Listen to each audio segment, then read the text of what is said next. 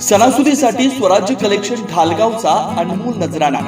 स्वराज्य महोत्सव 2025 झाला सुरू।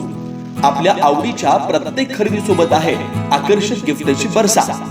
रुपये 1499 च्या खरेदीवर हमखास गिफ्ट, 2999 च्या खरेदीवर आकर्षक गिफ्ट, रुपये 4999 च्या खरेदीवर ब्रँडेड चटई, रुपये 6999 च्या खरेदीवर लेडीज पर्स, रुपये 9999 च्या खरेदीवर सिंगल ब्लँकेट, रुपये 12999 च्या खरेदीवर डबल ब्लँकेट, रुपये 14999 च्या खरेदीवर आकर्षक साडी आणि रुपये 19999 च्या खरेदीवर चक्क पैठणी। तेव्हा आजच भेट द्या स्वराज्य कलेक्शन, वीज बोर्ड जवळ, ढालेवाडी रोड, ढालगाव इथं। ऑफर फक्त 2 नोव्हेंबर 2025 पर्यंत।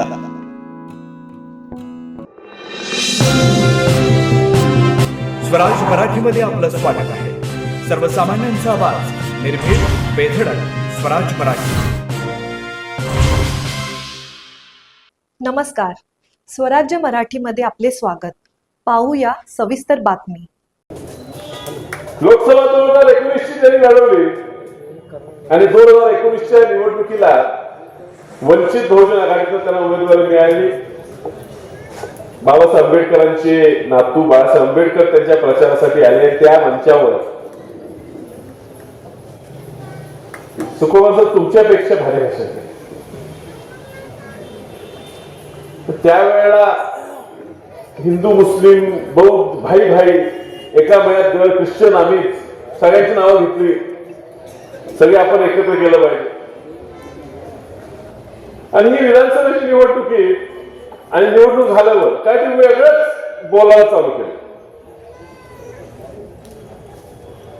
सुरुवात झाली, धनगर समाजाला अन्याय होतोय, समाजाला अन्याय होतोय, समाजासाठी आपण काहीतरी केलं पाहिजे।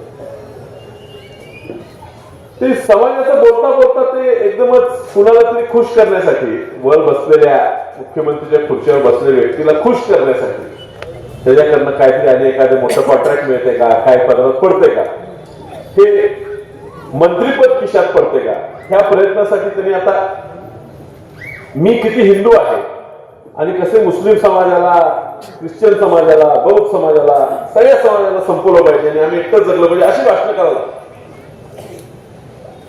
ही जत जी नगरी आहे, ग्रामपंचायत होती आता नगरी आहे, ती पूर्वीपासून पुरोगामी विचाराचं शहर राहिलेलं आहे। सरांनी सांगितलं, अजून जानकर साहेब बोलणार आहे तर ते तुम्हाला चांगले मुद्दे मांडतील।